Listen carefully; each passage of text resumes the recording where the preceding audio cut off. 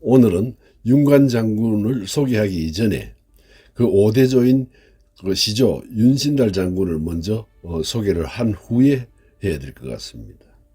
이 윤신달 장군은 왕건을 도와서 고려를 개국했습니다. 그래서 개국 통합 삼한공신 익창공에 오른 인물이지요. 태조 왕건의 의제인 신순겸, 유금필, 복지겸, 홍유, 권권, 김락 등과 대등한 벽상공신이 된 인물이지요.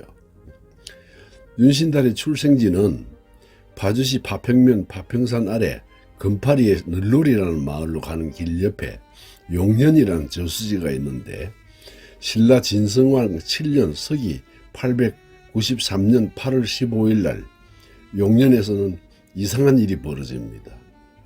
천둥 번개를 치면서 운무가 가득해서 앞을 가리고 그러고 나서 얼마 후에 날이 맑아지니까 영롱한 옥함이 떠 있는 것을 윤온이라는 그 할머니가 건져서 보니 오색 찬란한 깃털에 쌓인 사내 아이의 양 어깨에는 붉은 점과 겨드랑이는 81개의 비늘이 있었지요. 발바닥에는 북두칠성의 흉상이 흑점이 있었다고 탄생설화에는 기록이 되어 있습니다. 할머니의 성씨인 윤씨성을 이어받아서 이름을 신달이라고 지어진 후 태조 왕건이 삼국 통일을 한 후에 윤신달에게 본관을 파평으로 지정해 주어서 파평윤씨의 시조가 된 것입니다.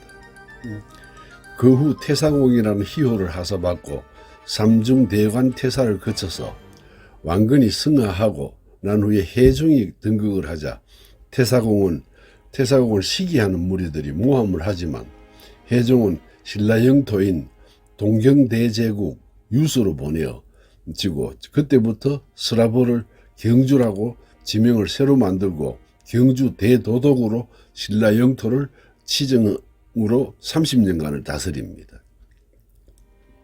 서기 973년 광종 24년에 향년 81세의 운명을 하자 경주 백성들은 크게 슬퍼하여 경상북도 영일군 기계면 봉계리 구봉산 하서좌에 안장을 하고 1572년 파평윤씨의 시조인 태사공 윤신달의 묘소를 관리하기 위하여 창건한 사당을 짓고 봉광제라고 하였죠. 묘지는 신라시대의 전통 양식으로 곡장이나 병풍석 없이 그냥 봉분만 만들었으나 후일 조선시대 양식인 성물인 상섭, 무인섭, 문인섭, 석호, 석양, 정면에는 장명 등을 세운 것으로 추정이 됩니다. 우리가 경주로 가보면 잘 알듯이 경주의 왕릉들을 보면은 그냥 봉분만 산덩어리만큼 만들어 놓고 그 밑에 어떤 성물도 없습니다. 심지어 상석도 없습니다. 뭐 장명등이라든가 석호, 석양, 무인석, 문인석 같은 것도 없고 병풍석이나 곡장도 쳐져 있지 않습니다. 이런 그 성물이 배치되어 있는 이런 형상은 조선시대 때에 만들어진 것입니다. 아마도 그 파평윤씨 문중에서 이걸 조선시대 때에 다시 손을 좀 본 듯합니다. 지금부터는 윤관 장군을 소개하겠습니다. 윤관 장군의 시호는 문숙공입니다. 출생 연도는 정확치 않아 기록이 없으나 시조 윤신달 장군의 5대손입니다. 고려 문종 때의 과거를 급제하고 선종과 숙종 때는 이부상서, 추밀은 원사를 거쳐 한림 학사 성지까지 거친 문신이었습니다. 1103년에 숙종 8년이죠. 여진족의 우야소가 뒤를 이었을 때에 그 세력이 함흥 부근까지 미쳤습니다. 이 여진족이라고 하는 것은 하나의 국가를 형성하고 있었던 상황은 아니었고 각 부족들이 추장들이 연합을 해서 각기 세력들이 뭉쳐져 있다가 떨어져 있다 필요하면 뭉치고 하는 그런 나라가 형성되어 있던 곳인데 제대로 나라라고 할 수도 없었던 그런 그 북방의 오랑캐들이었죠. 근데 그 중에 우두머리가 우야소라고 하는 장군이 여진족 전체를 아울러서 시간만 되면 고려를 침략을 하는 겁니다. 그 세력들이 함흥까지 밀고 내려오고 충돌이 잦아졌지만 우야소를 이길 수가 없었습니다. 이듬해 완안부의 기병이 정조왕까지 쳐들어오게 됩니다. 그들이 그 동력은 기병들이었습니다. 빠른 이동, 즉 말해서 만주 쪽이나 거란 쪽이나 몽고 쪽에서는 더 넓은 그 토지를 가지고 있었기 때문에 그들의 교통수단이 말이었던 건데 우리나라는 그런 기병들보다는 보병 위주로 되다 보니까 전쟁을 하면 항상 기병들한테 졌지요. 그래도 그것이 계속되던 중에 1104년 숙종 9년 2월 21일 날 당시 추밀 원사로 있으면서 동북면 병영 병마 도통으로 그 윤관 장군을 임명을 시켜서 3월달에 여진족과 싸우게 합니다. 그러나 여진의 강한 기병 부대에 부딪혀 그 윤관 장군이 이끌고 있던 보병들은 태반이 죽고 적진에 함몰되는 패전을 당하게 됩니다. 첫 전투가 그 모양이었던 거죠.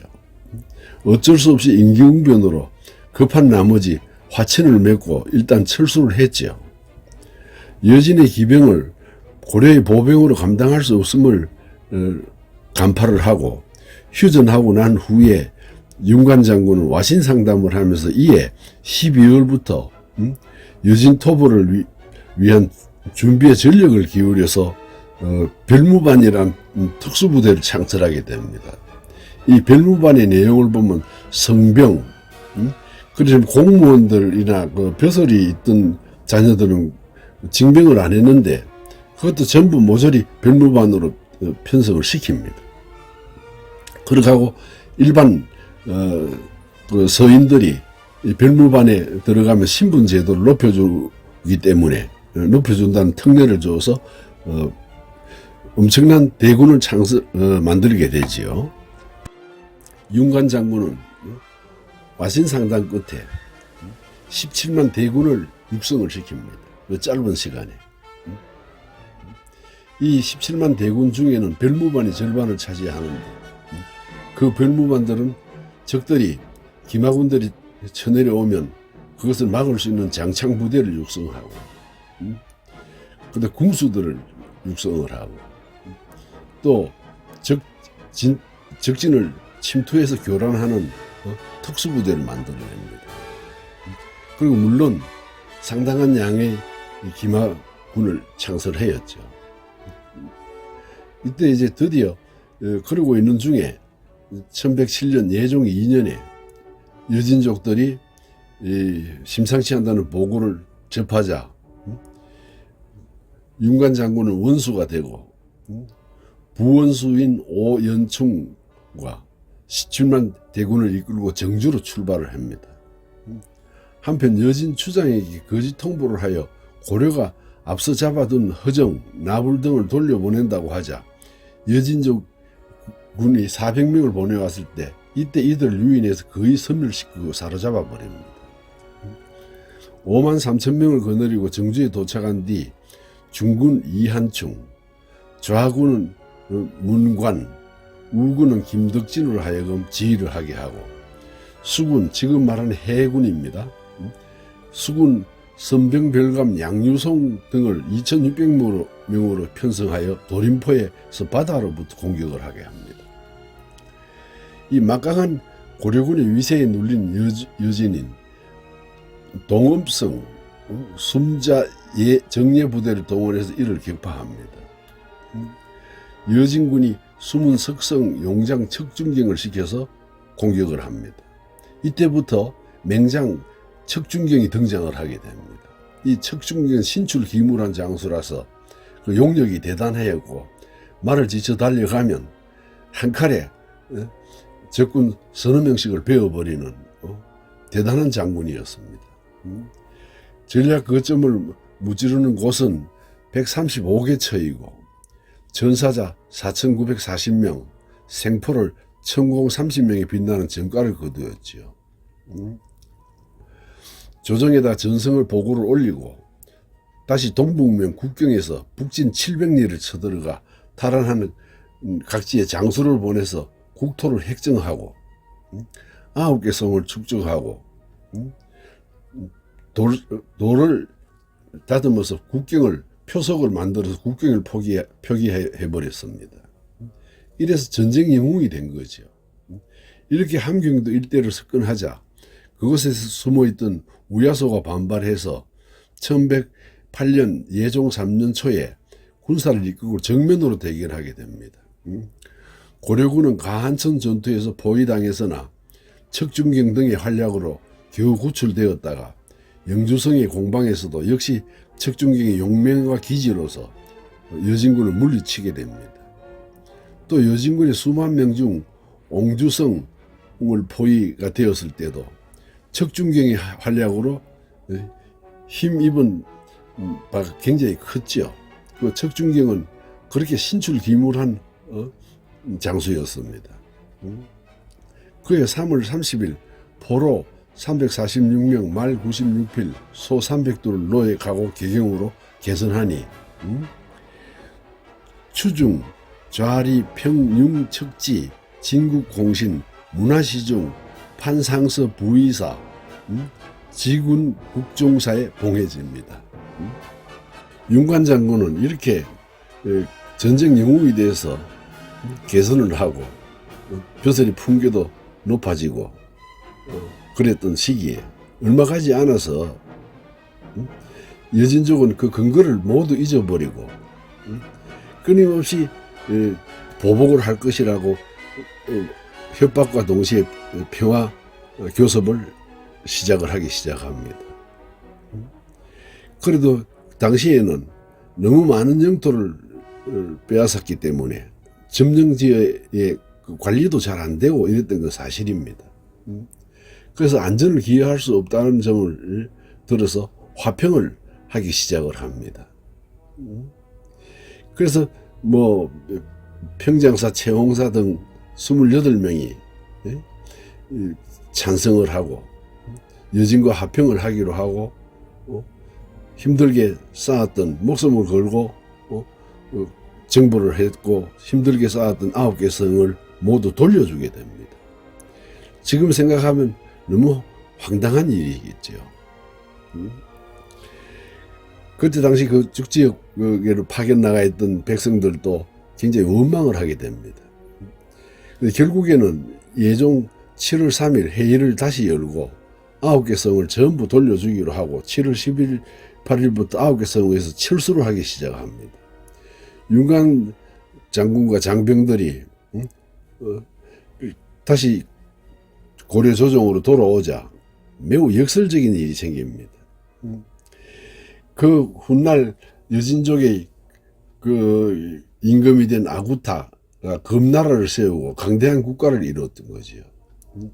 그렇게 한 것은 9개 성을 기반이 되었다는 것입니다. 그러나 유진은 그 화평을 지켰습니다.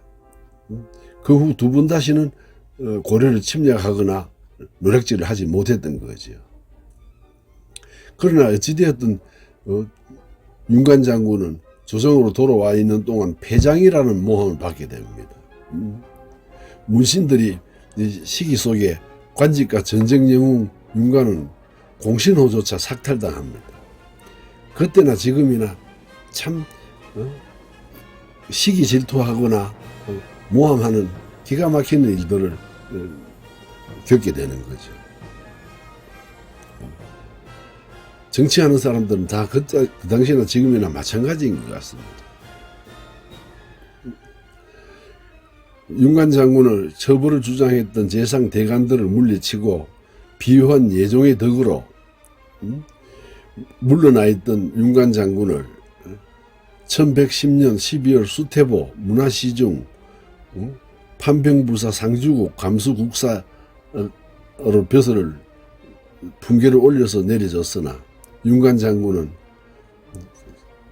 거절을 하고 이듬해인 1111년 예종 6년 5월에 세상을 떠납니다. 윤관 장군묘는 지금도 파주시 광탄면에 있습니다. 시호는 문경이었으나 1130년 인종 8년에 예정이 묘정에 배양되어 수령의 희를 피하여 문숙공으로 고쳤습니다. 그래서 이 문숙공 윤관 장군은 고려사에서도 몇 안 되는 정벌이 하는 장군이었습니다. 우리가 생각하는 강감찬 장군이나 이순신 장군 같은 분들은 방어에만 충실했던 것이고, 윤관 장군은 방어를 기회로 다시 적진을 쳐들어 가지고 여진을 정벌했던 장군이었습니다. 이 전쟁 영웅을 모함해서 다시 귀향을 보내고, 귀향을 가서 큰 병을 얻어서 노장이 된 윤관 장군에게 시중이라고 하는, 문화시중이라고 하는 국무총리급 벼슬을 줬지만 끝내 거절을 하는 그런 문신이었죠, 사실은. 문신이 장군이 무신이 된 것이었습니다. 윤관 장군의 그 가슴 아픈 이야기를 들려드렸습니다만, 인간 사는 세상에서 언제까지나 이렇게 모함 속에서 자신의 명예와 벼슬을 모두 잃고 낙향을 해야 했던 윤관 장군의 그 장군을 위로해드리고, 또 윤관 장군의 그 장대한 전쟁 승리를 매우 저는 칭송합니다. 윤관 장군과 같은 장군들이 자꾸 있었으면 좋겠습니다.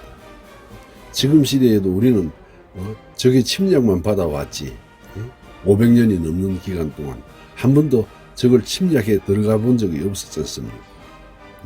침략해가지고 왔던 사람들이 수탈하고 노략질을 했으면 최소한 가서 그에 맞는 상응한 보복이라도 했어야 될 거 아닙니까?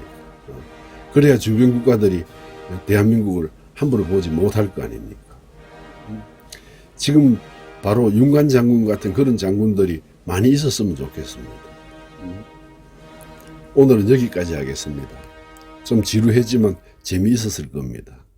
윤관 장군은 전쟁 영웅이었습니다. 오늘 여기서 마치겠습니다. 감사합니다.